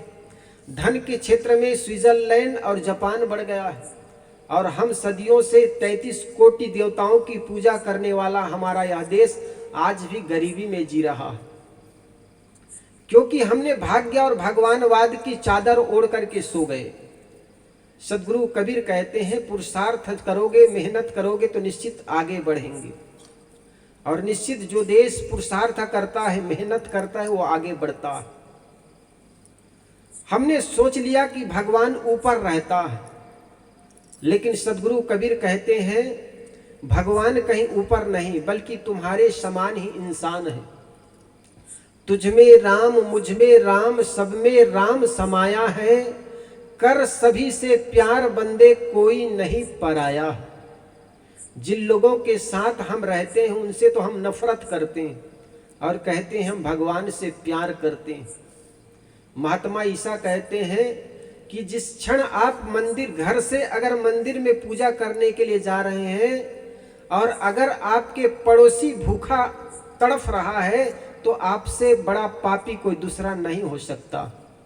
इसलिए आप उसके पहले पड़ोस के व्यक्ति की चिंता कर लेना कि आज उनको पेट भर भोजन मिला है कि नहीं मिला है। इस देश में ईश्वर के नाम पर तो बड़ी भक्ति होती है, बड़ा कर्मकांड होता है। हमने न जाने कैसे कैसे कृत्यों को भक्ति का नाम दे दिए। हम सोचते हैं कि यज्ञ करने से बारिश होती है, लेकिन कुछ महीना पहले दुबई में कृत्रिम वर्षा किया था। कृत्रिम वर्षा किया, वहां बाढ़ आ गई थी। और हजारों वर्षों से हम यज्ञ के नाम पर बारिश करने के लिए सोचते हैं, यहां पर आज भी अकाल पड़ता चला जा रहा। तो कैसे कैसे कृत्यों को भी हम भक्ति का नाम लेते चले जा रहे हैं। सदगुरु कबीर कहते हैं जिस घर में रहते हैं उस घर में रहे बड़े बुजुर्ग, उस घर में रहे बाल बच्चे, उस घर में रहे पति और पत्नी, एक दूसरे को भगवान और भगवती के रूप में देखे ना। देखे तो किसके साथ आदमी छल छद्म करेगा, किनके साथ झगड़ा करेगा। हम तो सोचते हमारे घर में केवल माँ बाप है, भगवान तो मंदिर में है। लेकिन जिस घर में रहते हो उसी की घर में प्रेम से शुरू करो, और जिस घर में प्रेम होता है वही घर स्वर्ग होता है। मृदुवानी सुंदर वर्ताओ, सभी गुणों की खान है। प्रेम की गंगा बहे जहाँ पर वही घर स्वर्ग समान है। मृदुवानी सुंदर वर्ताओ, सभी गुणों की खान है। प्रेम की गंगा बहे जहाँ पर वही घर स्वर्ग समान है। जिस घर में रहते हो वहाँ मृदुवाणी, सबके साथ सुंदर वर्ताव हो, मीठी वाणी का प्रयोग करो। गलतियाँ किस घर में नहीं होती है, गलतियाँ किस व्यक्ति के जीवन में नहीं होती है। सबके जीवन में गलती। जो कहे कि हमसे कोई गलती नहीं हुई है तो जानना उसने कभी कोई गलती काम शुरू नहीं किया। माताएं देखो, कोई भी आदमी रोटी बनाता है तो सबसे पहले भारत का नक्शा जैसा रोटी बन जाती, कभी जल जाती। तो गलतियां हो जाती है, इसका मतलब सामने वाले को सुधारने का एक ही तरीका मानता है आदमी, गाली गलौज करना, झगड़ा करना। सुधरने का अवसर दो। ये घर में नई बहू आई हुई थी, रोटी बना रही थी, सास बगल में बैठी हुई थी। रोटी बनाते बनाते एक रोटी जल गई। पहली रोटी जली तो सास तो कुछ बोली नहीं, बेचारी कुनमुना करके अंदर में रह गई, कुछ बोली नहीं। लेकिन दूसरी रोटी भी जल गई। अब जब दूसरी रोटी जली तो सास कहाँ चुप रहने वाली थी, वो बेचारी तो लगाई गीता की पाठ पढ़ना शुरू कर दी, गाली देनी शुरू कर दी। अब बहू रानी तब तक चुप रही जब तक बहू को गाली दे रही थी। लेकिन जो थोड़ी बुद्धिमान होती है ना, वो सोचती है बहू तो अब कुछ नहीं करी, सास उनके माँ बाप को गाली देना शुरू कर दी। और उनके माँ बाप को जब गाली देना शुरू कर दी तो बहू भी कहाँ चुप रहने वाली थी। बेचारी जिस परात में आटा गोदी हुई थी वो परात उठा करके दे मारी। उस परात उठा करके दे मारी तो उस समय कोई कुछ नहीं बोली, एक इधर चली गई, दूसरी उधर चली गई। लेकिन उस घर की बड़ी अच्छी परंपरा रही, सुबह उठकर को प्रणाम करने की, शायद बंदगी जय श्री राम नमो बुद्धाय, जैसा उस घर की परंपरा रही। सुबह उठ करके बड़े बुजुर्गों का पैर छूने की परंपरा रही। देखो हमें लगता है नहीं कि पैर छूने से क्या होगा, बड़े बुजुर्गों का पैर छू लेंगे उससे क्या होगा, लेकिन महात्मा भीष्म पितामह ने सुंदर एक शब्द कहा था कि परिणाम का परिणाम आशीर्वाद होता। महाभारत का युद्ध होने जा रहा था, दोनों तरफ से बिगुल बज चुका था। पांडव और कौरव दोनों अब धनुष उठाने वाले थे, लड़ाई के युद्ध होने वाले थे। इतने में धर्मराज युधिष्ठिर ने सोचा जाकर के मैं पितामह को प्रणाम कर लूं। पितामह के सामने जाकर के रथ रोक करके पैदल जाकर के उनके सामने जाकर के कहा पितामह प्रणाम। भीष्म पितामह ने देखा कि मेरे पौत्र धर्मराज युधिष्ठिर मुझे प्रणाम करने आए, आशीर्वाद लेने आए। उन्होंने कहा कि विजय भव पुत्र। विजय भव का जैसे ही आशीर्वाद दिया तो दुर्योधन तो एकदम बखुला गए कि पितामह ये क्या कर रहे हैं, हमारे ही दुश्मन को तुम विजय भव का आशीर्वाद दे रहे हो। पितामह ने कहा रे मूर्ख, तुम क्या जानो प्रणाम का परिणाम क्या होता। अरे मूर्ख, प्रणाम का परिणाम आशीर्वाद होता है। तुम भी अभी धर्मराज के सामने प्रणाम करने जाओगे तो उनका उत्तर में तुम्हें विजय भाव का आशीर्वाद देगा। तो बड़े बुजुर्गों का आशीर्वाद उनके प्रणाम से मिलता है। तो उस घर में बड़े बुजुर्गों का प्रणाम करने का एक रिवाज था। तो बहू रानी जल्दी से उठ गई सुबह सुबह, शाम को तो एक इधर चली गई दूसरा इधर चली गई, दोनों सो गई। लेकिन सुबह प्रणाम करने की बारी आई तो आंख मलते हुए बहू सास के खाट के पास जाकर के, अभी अभी सास उठी हुई थी, आंख मलते हुए पैर जमीन पर रखी हुई थी। उतने में बहू आकर के कहने लगी सासू माँ पाए लागू। सासू माँ देखती वही कल वाली कलमुही है कि कोई दूसरा आ गई। कल तो ये मुझे परात दे करके मार दी थी मेरे मुख पर, आज कह रही कि सासू माँ पाए लागू। तब तक उनके भी गुस्सा उतर गई थी। कितना भी गुस्सा हो ना, किसी सामने वाले आदमी के पास जाकर के उनके पैर छू लो ना तो आपको आशीर्वाद देंगे। वो सास भी सोचने लगी कि बहू रानी देखो मेरे पैर छूने आई हुई। अनायास ना चाहते हुए भी उनकी दाहिना हाथ उनके सिर पर चला गया और कहने लगी कि बेटी मैं भी कैसी हूं, क्या मेरी सारी संपत्ति बच जाएगी तो क्या मैं सिर में उठाकर ले जाऊंगी क्या। लेकिन बेटी ख्याल रखना, गेहूं बहुत कीमती हो गई है, इसलिए 2 रोटी की जगह केवल 1 रोटी जलाया कर। ऐसा होता है जहां पर बड़े बुजुर्गों का आदर हो, सम्मान हो, वही घर तो स्वर्ग है।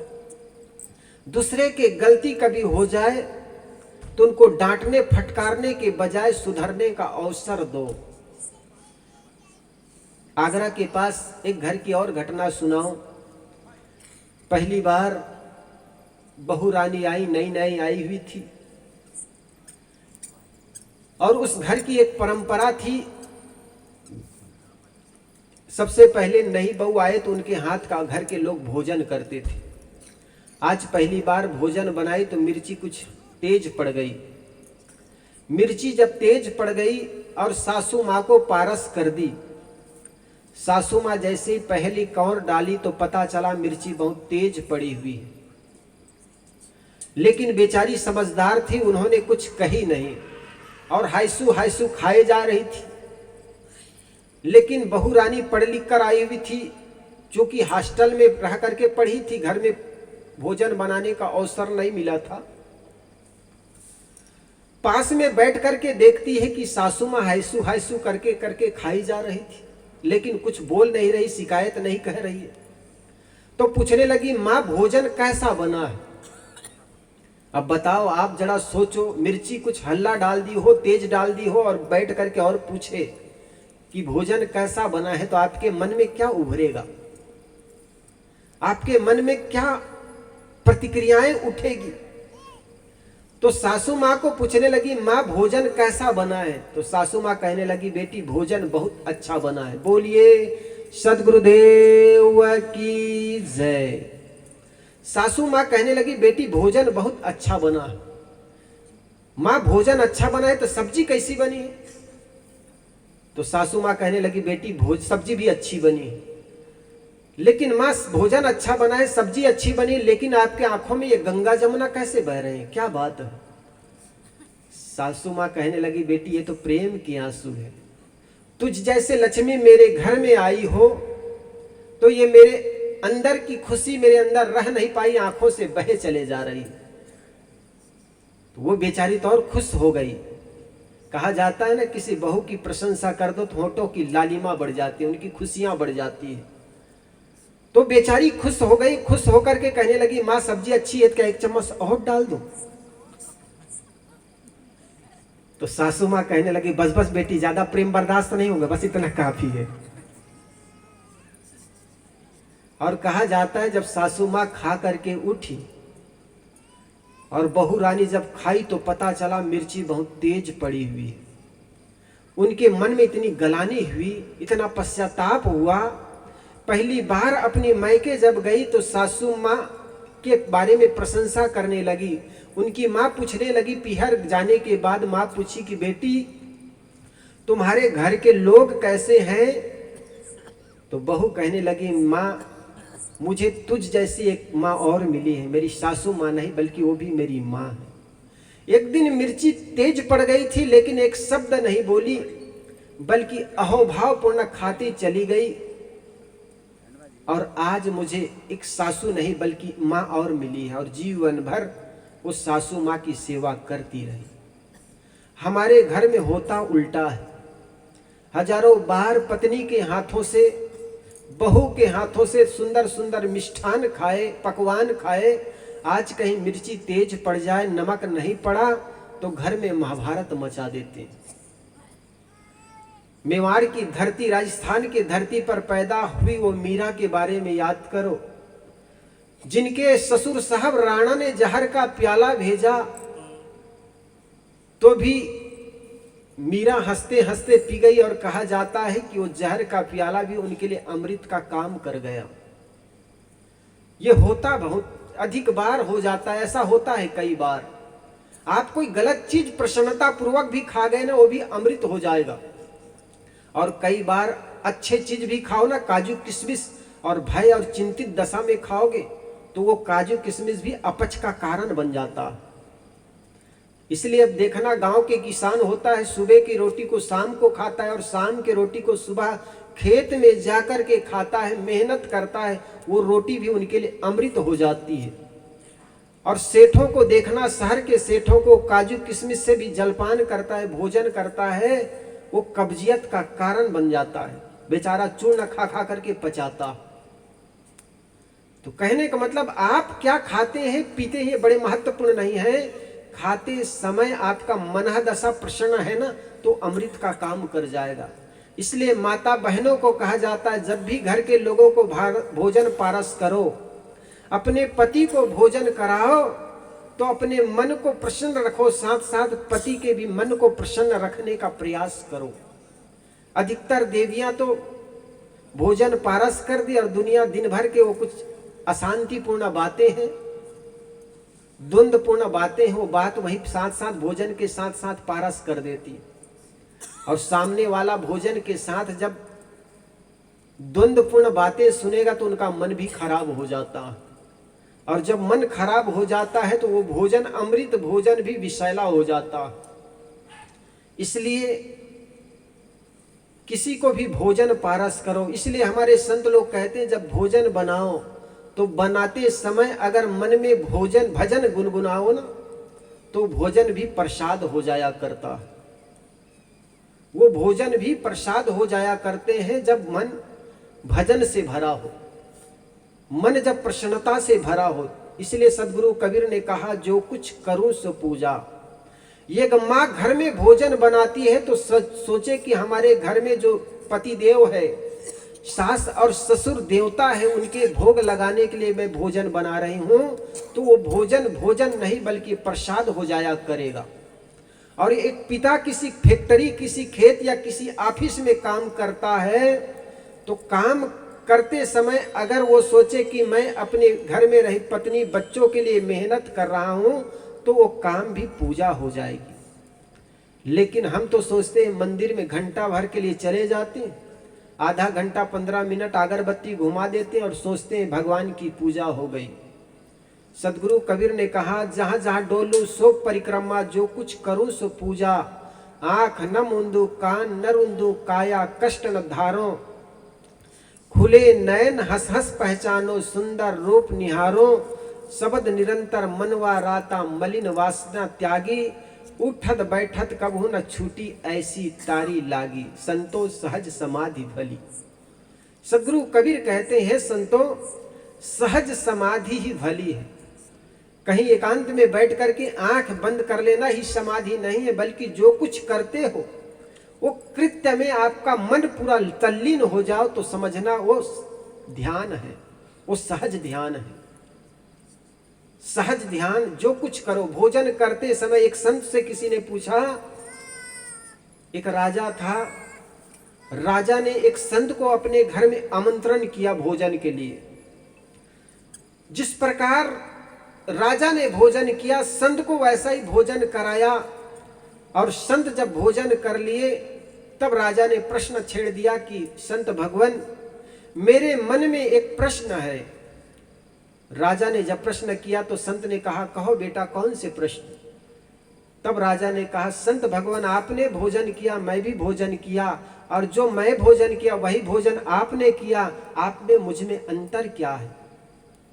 संत ने कहा, बेटा तू भी भोजन किया, मैं भी भोजन किया, भोजन के क्वालिटी और भोजन के चीजों में कोई अंतर नहीं रहा, लेकिन भोजन करते समय मनः दशा में जो अंतर मुझ में है वो अंतर वही अंतर है।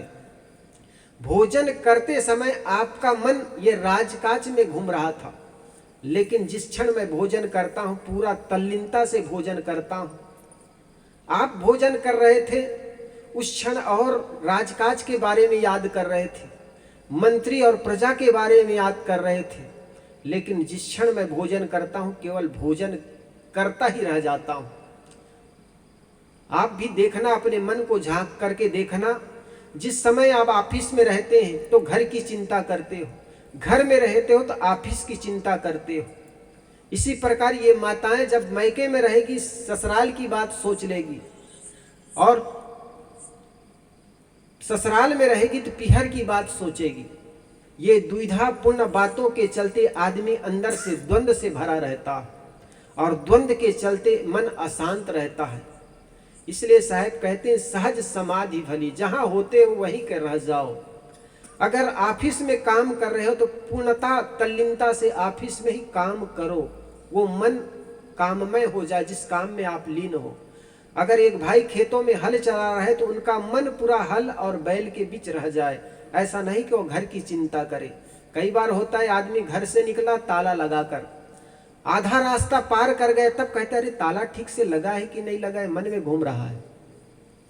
वो द्वंद्व भरा जीवन मन अशांत करता चला जाता। इसलिए जो भी काम हो निर्भयता पूर्वक करो, निर्द्वंद्व पूर्वक करो, और ये निर्द्वंदता ही आदमी के जीवन में शांति दिलाती है। जितने भी हम कर्मकांड करते हैं, कई बार हम घर में अशांत हो जाते हैं तो लगता है घर में अशांति हो गई, गृह शांति के लिए कर्मकांड कराएं। अरे मन में शांति चाहिए तो मन के द्वंद्व को हटाने की जरूरत है। हम कई बार आदमी अशांत रहता है, असफल हो जाता है, तो ज्योतिषियों के पास चले जाते हैं हाथ दिखाने के लिए, महाराज मैं अमुक काम करा रहा हूं। अरे हाथों से को क्या दिखाना, जिन उनके भी कर्म होते हैं, उनके भी भाग्य होते हैं जिनकी हथेली नहीं हुआ करते। हम सोचते हैं किसी को हाथ दिखाएंगे हमारे भाग्य की रेखा बताएंगे।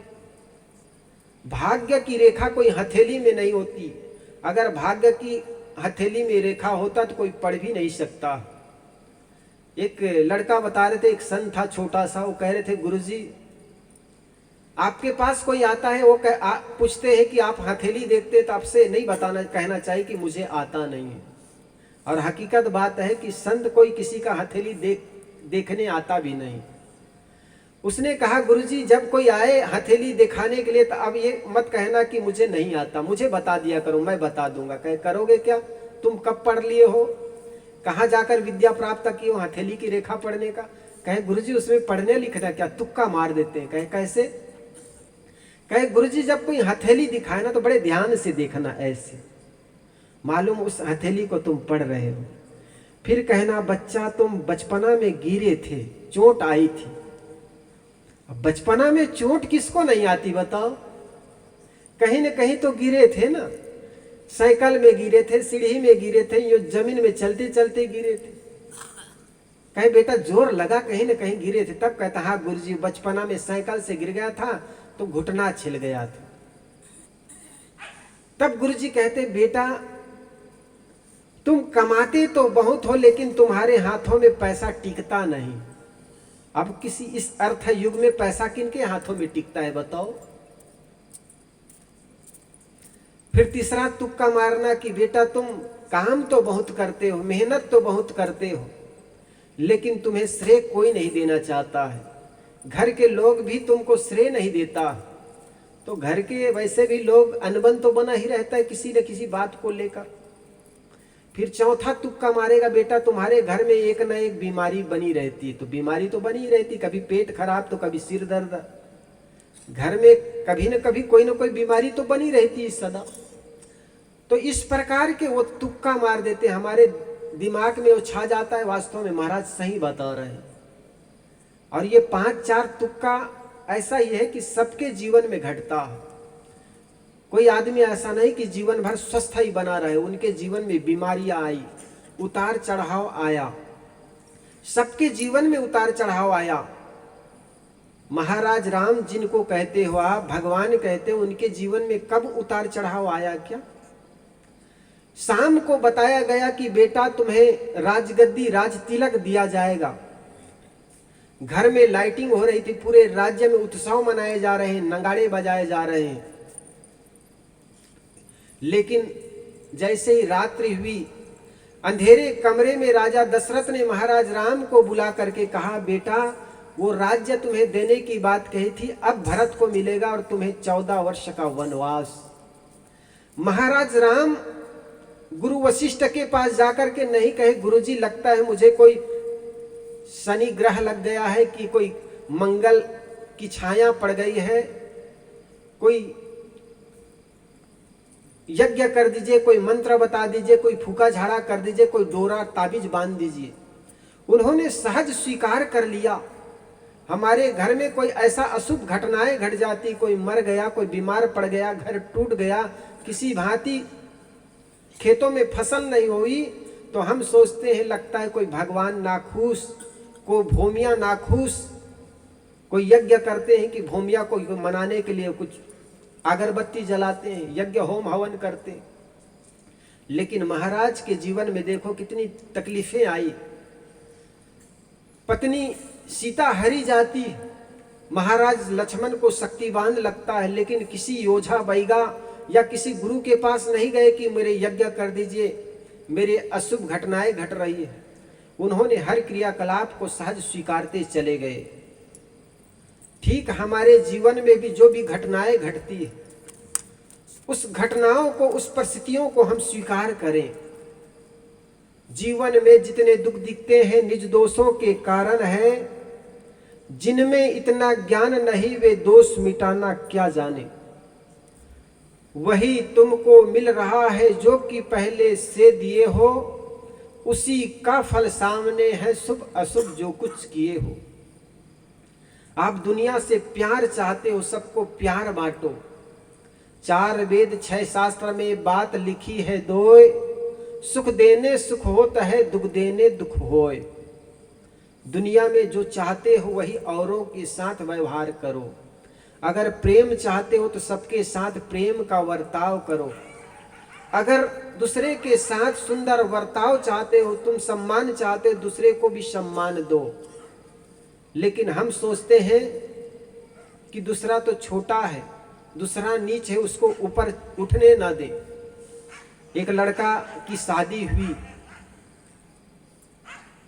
शादी हुई तो अपने मित्र से पूछा, यार मेरी नई नई शादी हुई, बता मैं कैसे व्यवहार करूं। तो दूसरा उनके मित्र ने कहा, देख देवी होती है ना, पत्नी होती वो देवी होती है, और देवी को कभी सिर में चढ़ने नहीं देना चाहिए, इसलिए दबा कर रखना चाहिए। तो लड़का ने कहा, क्या करूं? उन्होंने कहा, देख जब पहली कोई भी काम बताओ ना तो थोड़ा उनको दबा कर रखना, डरा कर रखना। किसके लिए क्या करूं? कहे कोई भी काम बताओ तो कहना नहीं तो। एक सूत्र बता दिया उन्होंने, जब भी कोई काम बताओ तो बताने के बाद कह देना नहीं तो। क्या यार इससे हो जाएगा? बिल्कुल हो जाएगा। तो 2-4 दिन तो मेहमान आए हुए थे, कुछ कहे नहीं।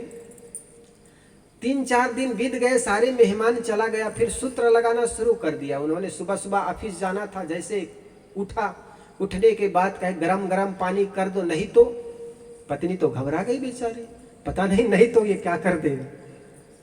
उन्होंने बेचारी जल्दीबाजी में पानी गरम की, और जैसे पति निकल करके नहा करके निकली तो निकल करके कहा, गरम गरम पकोड़ा बना दो, नहीं तो। पत्नी गुस्सा, इतना गुस्सा आदमी पता नहीं क्या कर देगा ये। बेचारी गरम गरम रोटी पकौड़ी जो भी बनाई हुई गरम गरम बनाई। भोजन करके वो लड़का जैसे ही तैयार हुआ कि कपड़े प्रेस कर दो, नहीं तो। बेचारी प्रेस व्रेस करके तैयार कर दी। इतना घबरा गई बेचारी, 1 महीना होते हो तो फिर ऑफिस से शाम को आया, फिर वही काम बताने का ढंग ही उनका ऐसा हो गया, नहीं तो पता नहीं ये क्या कर देगा। बेचारी 1 महीना होते होते तो एकदम से वो घबरा गई।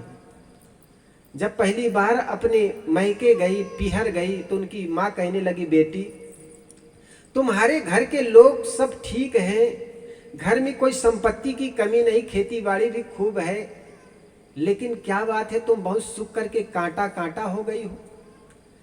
उनकी बेटी कहने लगी, माँ क्या बताऊं, सब चीज ठीक है, धन संपत्ति घर में बहुत है, ससुर सास भी बहुत अच्छे मिले हैं, लेकिन तुम कुमार को जो देखे, दमांद को देखने में कुछ भूल कर गए।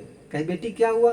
कहे बहुत क्रोधी है माताजी, कोई भी काम बताते हैं तो काम बताने का ढंग उनको बहुत गुस्सेपन में बताते हैं कि कहीं ये काम कर दो, नहीं तो। उनकी माँ भी 40 वर्ष अपने पति के साथ गुजारे हुए थे, वो भी अनुभवी थी बेचारी। वो कहने लगी, बेटी ऐसी बात है तो ऐसा करना, तुमको जब कोई बताए, काम बताए ना, ये काम कर दो, नहीं तो आप भी कहना नहीं तो क्या करोगे बताओ। तो उनकी बेटी कहने लगी, माँ पति को ऐसे कैसे कहूं, पति आखिर परमेश्वर होता। तो उनकी माँ कहने लगी, बेटी परमेश्वर होता है तब होता है, एक बार प्रयोग करके तो देखना। तो बेचारी आई अपने मायके, और उनके पति ऑफिस गया हुआ था। शाम को जैसे लौट करके आया, उनको ऐसा लगा कि देवी आ चुकी है। चप्पल पड़ा हुआ था, और चप्पल पड़ा हुआ था तो दम से अपना जूता इधर उठाए, एक इधर फेंका, एक उधर फेंका, और फेंकते फेंकते कहा, गरम गरम पानी पिलाओ, नहीं तो। पत्नी पीहर से आई हुई थी, माताजी ने उनके सूत्र बता दी थी कि ये बात प्रयोग करना, तो आज प्रयोग करने का काम भी आ गया, समय पड़ गया। जैसे ही उन्होंने कहा गरम गरम पानी पिला दो, नहीं तो, पत्नी दरवाजा खोल करके निकली कि नहीं तो क्या करोगे बताओ। कहे ठंडा पानी ही पी लूंगी। उनकी पत्नी सोचती, खोदा पहाड़ निकला चूहा। लड़का ने देखा, यार इसके आगे तो मुझे कुछ बताया ही नहीं था, पानी गर्म कर दो, नहीं तो, इतना ही बताया था, लड़का कुछ और बताया ही नहीं था। तो उन्होंने कहा गर्म पानी नहीं करोगी तो ठंडा पानी पी लूंगा, और क्या करूंगा। फिर लड़का ने सोचा दूसरा प्रयोग करूं, गरम गरम रोटी बना दो, नहीं तो। पत्नी ने कहा गरम रोटी नहीं बनाओ तो सूखी रोटी, ठंडी रोटी खा लूंगा, और क्या करूंगा। तो ठीक ऐसे ही देवियों को कुछ लोग पैर की जूतियां समझते हैं। देवियां कोई पैर की जूती नहीं है, एक अर्धांगिनी है, एक देवी है। आज देखो, धर्म ने भले नारियों को आगे बढ़ने के अधिकार न दिया हो, लेकिन डॉक्टर अंबेडकर ने देवियों को आगे बढ़ने का अधिकार दिया। इस देश का राष्ट्रपति और प्रधानमंत्री बन गई है आज। इसलिए आप किसी भी क्षेत्र में कम नहीं हैं, आप अपना कल्याण कर सकते हैं। मन विकारों पर होता है, मन विकारों में, विकार मन में होता है, और विकार सब धोने का अधिकारी सब है। इसलिए भले गोस्वामी तुलसीदास जी ने भले कह दिया हो ढोर गंवार शूद्र पशु नारी ये सब ताड़न के अधिकारी। कहा जाता है एक पंडितानिन थी, उनके पति पंडित रोज कथा करने जाया करते थे। पंडिताइन कुछ गलती कर देती तो पंडित वही चौपाई ला करके धर देती, ढोल गंवार शूद्र पशु नारी ये सब ताड़न के अधिकारी। तो पंडिताइन बड़ी नाखुश रहती, उदास रहती। एक दिन उनकी पड़ोसिन कहने लगी, बहन तुम उदास क्यों बैठी रहती हो, क्या बात है? पंडिताइन कहने लगी, बहन क्या बताऊं, जब भी छोटी मोटी कोई गलती होती है तो मेरे पति पंडित यही कह देते हैं कि ढोल गंवार शूद्र पशु नारी ये सब ताड़न के अधिकारी। तो पड़ोसिन कहने लगी, देख बहन अब वो चौपाई बहुत पुरानी हो गई, इसलिए तुम्हें एक चौपाई सुना देती हूँ। कहे बहन कौन सी? कहे ढोल गंवार पुरुष और घोड़ा जितना ठोको उतना थोड़ा। तो कहने का मतलब ये नारी भी किसी क्षेत्र में कम नहीं है। आज डॉक्टर अंबेडकर ने संविधान का निर्माण करके हर क्षेत्र में हर व्यक्ति स्त्री और पुरुष को समान बना दिया है। इसलिए माता बहनें न सोचे कि हम केवल घूंघट की आड़ में रह करके चूल्हा चौके तक ही सीमित रह जाएं। अंबेडकर साहब ने कहा था कि भले एक रोटी कम खाना लेकिन अपने बच्चों को शिक्षा के क्षेत्र में आगे बढ़ाना। तो निश्चित नारियों में शिक्षा के क्षेत्र में जागृति आई है, हर क्षेत्र में विकास की है, हर क्षेत्र में आगे बढ़ा है। और निश्चित जानिए ऐसा ही रहा तो घर परिवार में शिक्षा के क्षेत्र में आगे बढ़ने पर घर परिवार में भी सुख शांति आएगी। इसलिए सदगुरु कबीर के इस संप्रदाय में, इस परंपरा में कोई आदमी छोटा नहीं, कोई आदमी बड़ा नहीं, बल्कि तहिया हम तुम ये कै लोहू एक प्राण व्यापय मोहू। सदगुरु कबीर कहते तुम हम तुम एक ही प्रकार के लोहू हमारे शरीर में संचार हो रहे हैं, एक ही प्रकार के प्राण हमारे शरीर में रहते हैं। इसलिए कोई छोटा बड़ा नहीं, इसलिए कोई ये मत माने कि हम छोटे हैं फलाना बड़े हैं। माँ के गर्भ से हर व्यक्ति समान पैदा होते हैं। भले पहले कहा गया कि वेद मुखमासित ब्राह्मणों मुखमासित ब्रह्मा के मुख से ब्राह्मण पैदा हुए, लेकिन कभी ऐसा पैदा नहीं हुए हैं। सभी एक ही मार्ग से पैदा होते हैं। इसलिए सदगुरु कबीर का जो सिद्धांत है मानवतावादी सिद्धांत, जिन्होंने मानव को समान बनाया। और सदगुरु कबीर के एक साखी के माध्यम से मैंने शुरू किया था, हंसा तू तो सबल था, हे हंस हे मनुष्य तू तो सबल था, शक्तिशाली था, लेकिन तुम अपने गुण कर्मों के कारण, गलत कर्मों के कारण, नीच और हरकत कर्मों के कारण तुम नीचे गिर गया। आज इंसान का खाना खराब हो गया। दुनिया की सारी गंदगी को सुअर साफ करता है, मानव मल को भी सुअर साफ करता है। उस मनुष्य की बुद्धि क्या ठीक हो सकती है क्या? मानव मल को भी मनुष्य सुअर साफ करता है, और उस सुअर को साफ कर लेने वाला मनुष्य की बुद्धि क्या अच्छी हो सकती है क्या? दुनिया के सारी गंदगी को सुअर साफ कर लेने वाला सुअर को मनुष्य साफ करता। आज देखो आदमी क्या बुद्धि खराब हो गई है। अखाद्य पदार्थ को खाता है, अपेय पदार्थों को पीता है, और दोष देता है जमाना को, कहता है यार जमाना खराब है। अरे जमाना खराब है इसलिए हम खराब है ऐसी कोई बात नहीं, बल्कि हम खराब है, खाना खराब है इसलिए जमाना खराब लगता है। इसलिए खाना खराब होगा तो जमाना खराब होगा, और पीना खराब तो जीना खराब। इसलिए अपने जीवन को सुधारें। आज समाज शराब की ओर आगे बढ़ता चला जा रहा है, गंदी आदत नशा की ओर बढ़ता चला जा रहा है, और नशा नाश का जड़ है। इसलिए ऐसी चीजों की कभी आदत न लगाए। जब भी कोई आदमी अपने अंदर झांक करके देखे कभी भी व्यसन किया है, तो कोई ना कोई ऐसा दानी उनको फ्री में दे देता है कि यार आज तो फ्री में पी कर देख।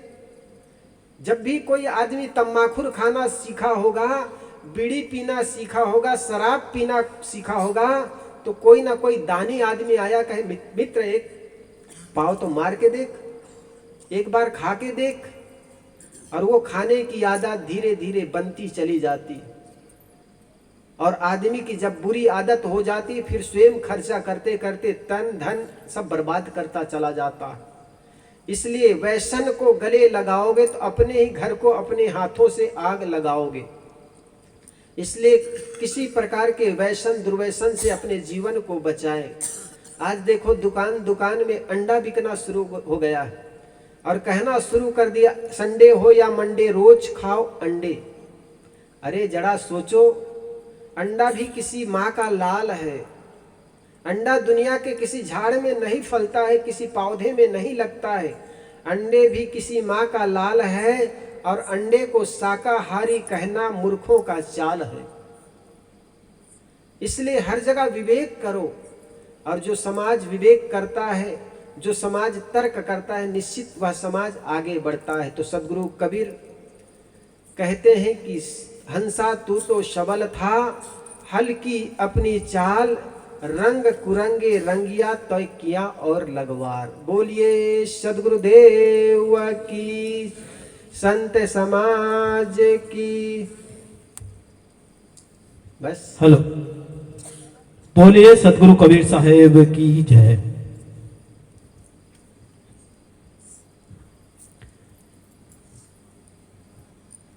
अभी कोई जाए नहीं। श्रद्धेय संत श्री ईश्वर साहेब जी और असीम साहेब जी की भेंट पूजा आरती होगी। आदरणीय लालूराम जी कटेरा साहब से निवेदन करूं कि जब तक शोकाकुल परिवार आरती की तैयारी कर रहे हैं तब तक आप एक भजन सुना देवे।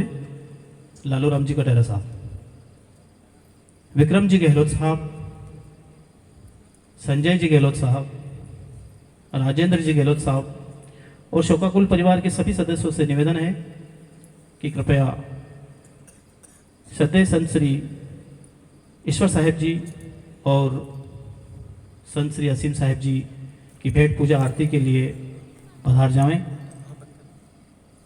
जब तक वो पधारते हैं तब तक आदरणीय लालूराम जी कटेरा साहब कृपया मंच के पास पधारें।